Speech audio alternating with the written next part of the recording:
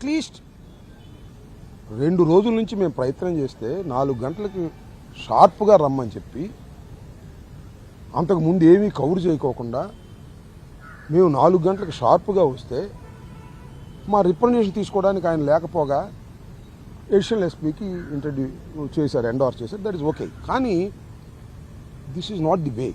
ఇద్దరు ఎమ్మెల్సీలు, మాజీ మంత్రి, బాధ్యత కలిగినటువంటి వ్యక్తులం మేము వచ్చినప్పుడు పోలీస్ ఈ విధంగా ప్రవర్తన చేయటం అంటే పోలీసింగ్ ఎలా ఉందో అర్థం చేసుకోండి. వాళ్ళ రాష్ట్రంలో 1 కాదు 2 కాదు అనేక ఉదాహరణలు చెప్పగలను. పోలీసింగ్ ఫెయిల్ అయిపోయింది అని. మీకు సరే అన్ని జోలికి వెళ్ళను, కానీ అసలు మేము వచ్చింది ఎందుకు?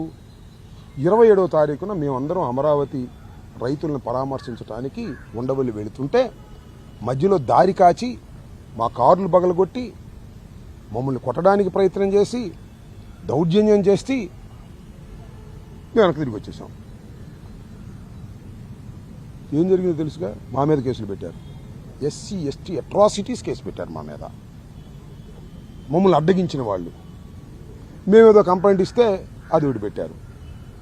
ఆ తర్వాత మొండితోక అరుణ్ గారు, డైమండ్ బాబు గారు అక్కడే ఉన్నారు స్పాట్లో.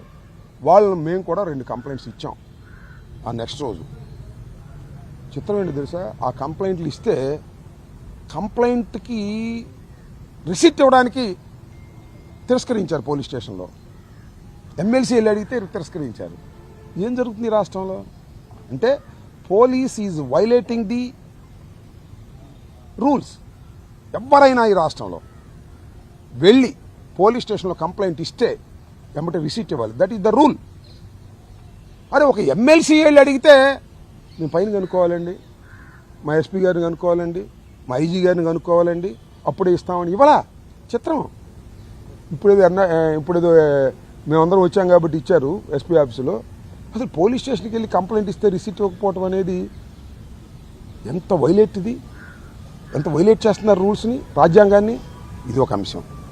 రెండో అంశం ఏంటంటే, సరే మేము ఇచ్చిన కంప్లైంట్స్ రీచ్ చేస్తారా లేదా పక్కన పెడదాం.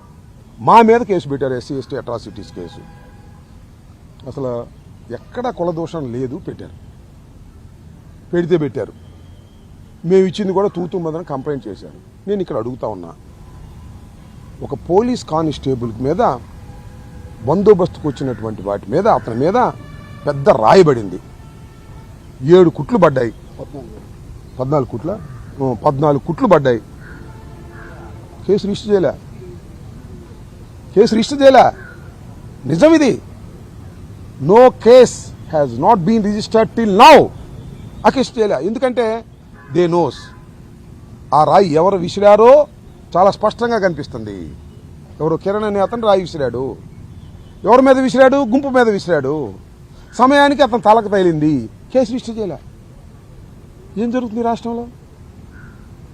కానిస్టేబుల్కి దెబ్బ తగిలి 14 కుట్లు పడితే కేసు రిజిస్టర్ చేయకోకుండా తప్పుకుపోయారంటే అసలు లా అండ్ ఆర్డర్ను మెయింటైన్ చేయడానికి ఉన్నారా పోలీసులు? లేదా అని నా ప్రశ్న. ఇక్కడ ఎంత ప్రమాదం దేశానికి, ఈ రాష్ట్రానికి.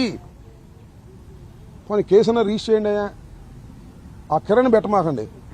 A1 అంబటి రాంబాబుని పెట్టండి. రాయిసింది నేనేనండి. ఆ విజువల్స్ తీసేసి తలకాయ, ఆ కిరణ్ తలకాయ, నా తలకాయ పెట్టండి. A1 Ambati Rambabu, A2 Mondithoka, A3 Appireddy, A4 diamond Babu ఉన్నాగా.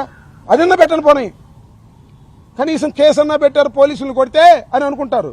ఏమిటో ఈ అన్యాయం? నాకు అర్థం కాలేదు. ఈ అన్యాయాన్ని ప్రశ్నించకూడదా?